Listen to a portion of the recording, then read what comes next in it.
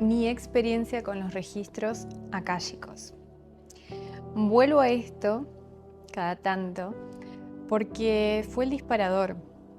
Fue lo primero que yo hice en mi momento de absoluta desesperación en la vida. Agosto de 2018. Yo estaba en Santa Fe, Argentina. El viernes 3 de agosto, a las 19 horas en la casa de Kate, fui a abrir mis registros akáshicos. Solo contaba con la recomendación de mi amiga y me había aferrado a ella con todo mi corazón. Estaba muy nerviosa, no entendía de qué se trataba, si era que tenía que hacer algo. Temía que rompiera algún tipo de lealtad con Dios por hacer eso. Tenía muchas dudas, condicionamiento. Apenas estaba en mi proceso de sanación, fue el primer paso. Así que llegué con todas estas cosas en mi mente. Pero aún así, era lo que me había dado esperanzas en aquellos días. Confiar en que encontraría una salida en aquella reunión. Llegué 20 minutos antes, ansiedad pura. Esperé en la esquina y al horario pactado toqué el timbre. Era una casa normal. Lo primero que me llamó la atención fueron las cartas sobre la mesa. Me asustaron. Porque Cielo, mi amiga, me había dicho que no era tarot, pero me quedé callada. Condicionamiento, juicio, crítica. Él me preguntó mi nombre completo, con quién vivía, si mis padres estaban en Santa Fe y dónde estaban mis hermanos.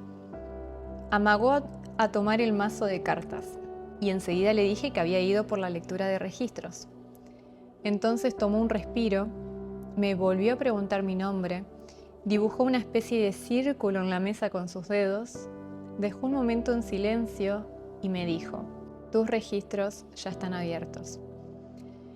Enseguida hizo una cara horrible, como si estuviera sintiendo dolor, y me dijo que había mucha mala energía alrededor, que habían cosas muy feas. Vos no te querés ir a ningún lado, vos te estás escapando. Mencionó que tenía mucho enojo dentro de mí por cosas que me habían impuesto, cosas de las que yo me había hecho cargo, y que eso me causaba dolor y tristeza, y que a esas emociones las volcaba siempre a mi alrededor. Me dijo que la vida triste que tuve en mi infancia y todos los sufrimientos que pasé habían sido para que yo aprendiera del dolor por una vida pasada mía, pero que no lo estaba haciendo, no estaba aprendiendo. Me dijo que tenía que calmarme y vivir la vida hermosa que se me había dado, que todo lo que experimenté ya había pasado y que tenía que aprender de eso. Dijo que tenía que perdonarme, lo repitió incontables veces.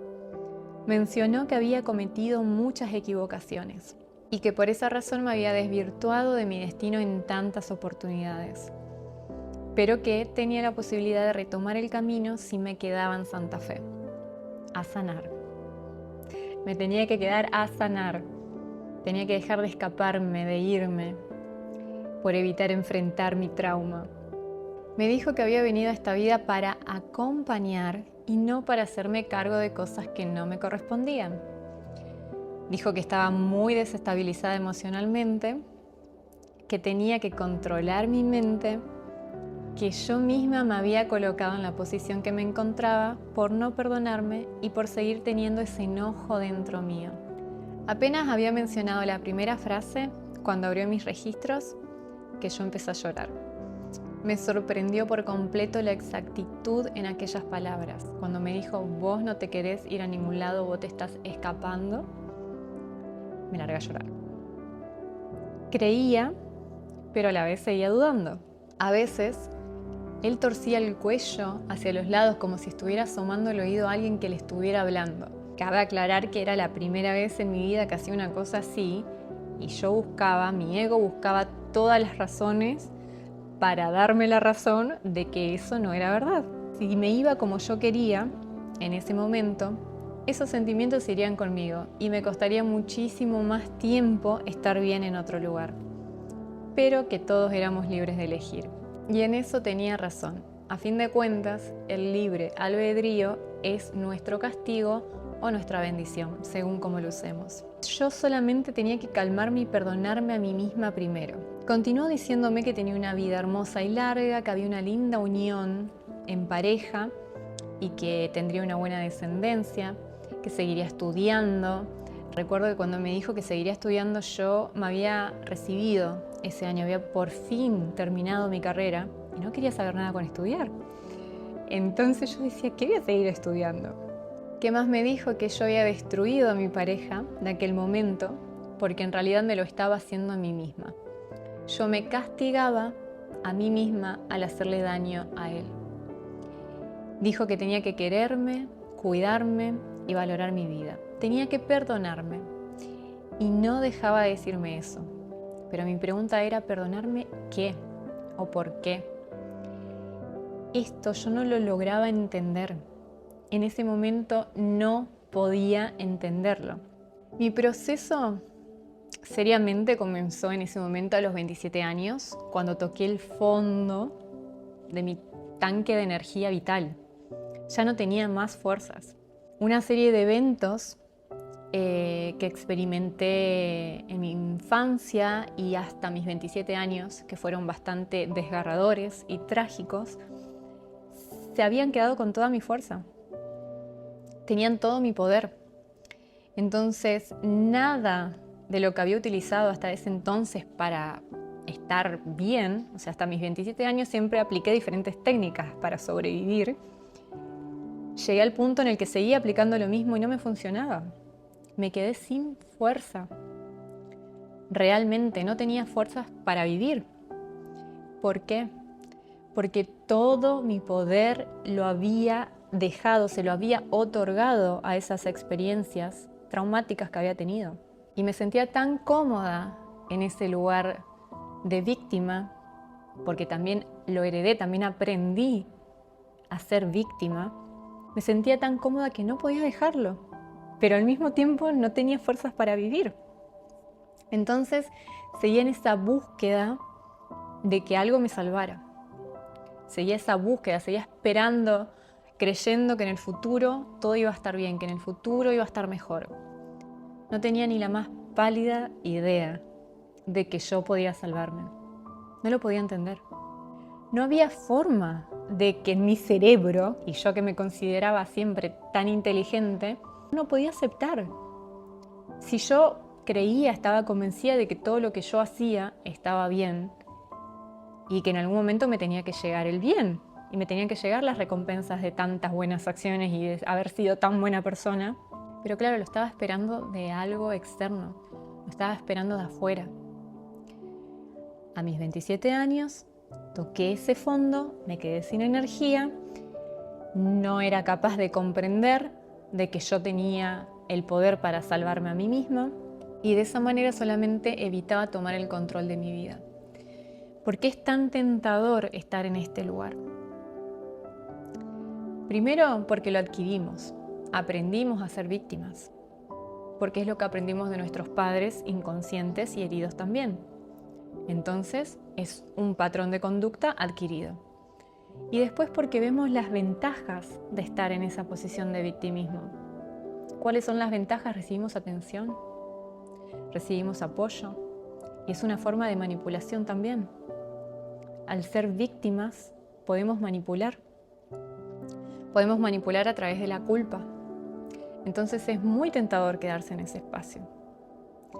Pero te repito, sos el dueño y la dueña de tu vida, de que vos tenés el poder de crear todo lo que vos quieras. Es cuestión de solamente ir un poquito más allá de tu propia mente. Entonces, en ese lugar de víctima, yo evitaba tomar el control de mi vida, la responsabilidad de mi vida. Y eso no coincidía con la idea que yo tenía en mi mente de ser una mujer fuerte e independiente, que siempre se las arregló sola y que tanto superó y pasó en la vida. No lo podía entender. Tenía este conflicto interno mental en donde las ideas no coincidían. E imagínense que creando de este nivel mental, la realidad que tenía era súper caótica. No podía yo entender de qué se trataba ese perdón hacia mí, por qué me tenía que perdonar. No entendía si yo no había hecho nada. Yo no había hecho nada. Mentalidad de víctima. Mi cabeza a partir de ese encuentro en los registros akáshicos, había empezado a cuestionarme muchas cosas de forma incesante. ¿Pensaba realmente que mi destino era irme? ¿O me había inculcado a mí misma que mi destino era eso para escapar de la realidad que yo tenía de chica? ¿Quería seguir escapando de la casa de nuestra infancia, aun cuando ya no estuviera físicamente ahí? Podía ser. Y tal vez luego de grande había mantenido esos sueños autoimpuestos creyendo que eran mi futuro y felicidad, y por tal razón no había disfrutado del presente. A pesar de mis interrogantes, no lograba entender dónde encajaba el perdón hacia mí. Entonces empecé a dudar si todo lo que me decía era cierto. ¿Qué es lo que sucede? Cuando vamos a cualquier técnica de sanación, la primera vez, es algo nuevo. Entonces, nuestro sistema nervioso, nuestro mecanismo de defensa nos va a decir esto es peligroso, esto no es verdad, y va a buscar todas las razones para darte la razón de que eso no funciona. Segundo, lleva muchísimo tiempo procesar la información. Imagínense que yo entré en ese campo de información sin saber cómo relajarme, cómo meditar. No tenía opciones para recibir esa información. Entonces, ¿qué pasó? Me llevó meses. Fue un periodo como de 6 meses en los que me fue bajando la información de a poquito.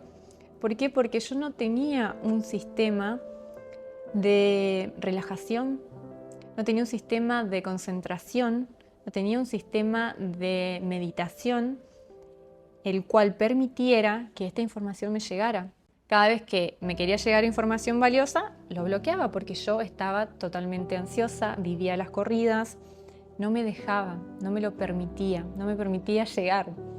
Entonces, todas estas cosas que recibí en los registros akáshicos me llevó un periodo de 6 meses a entender. Entonces, pasaban 2 o 3 meses y me llegaba, a esto se refería. Fíjense que yo no lograba entender qué me quería decir cuando me decía que me tenía que perdonar a mí misma. Me llevó tantos meses, pero se llega. Mi libro es el reflejo de mi experiencia. Están todos mis errores, mis equivocaciones, mis miedos, mis vergüenzas, mis culpas. Todo lo negro está ahí. Y el deseo de compartirlo es animarlos, es mostrarles que la única forma de llegar a la luz es pasar a través del túnel de la oscuridad. Es la muerte, ¿sí? Es el llegar al Cristo, pasar por el túnel negro de la muerte, el inframundo, lo más oscuro. Y cada uno de nosotros tenemos nuestro propio inframundo. Hay muchísimas personas que están trabajando en ellas mismas y hay un montón de otras personas que además lo están compartiendo para poder acelerar el proceso de los demás, para poder acompañar, para poder enseñar desde su experiencia, desde sus errores, ¿sí? En esta vida tenemos un tiempo limitado, entonces a mí sinceramente me hubiese gustado tener acceso a esta información, ¿sí? Saber a dónde enfocarme, porque sí, yo tenía las ganas, pero no sabía dónde enfocarme, estaba perdida, no sabía para dónde ir. Entonces me llevó mucho más tiempo. Los invito a que busquen, a cada uno le va a resonar una herramienta diferente, hay un montón, y lo que te espera después de cruzar ese túnel negro es luz, amor, felicidad. Es algo que realmente lo vale, ¿sí? Espero apoyarlos y poder compartirles y dar mi granito de arena desde mi lugar para acompañar su proceso. Hasta la próxima.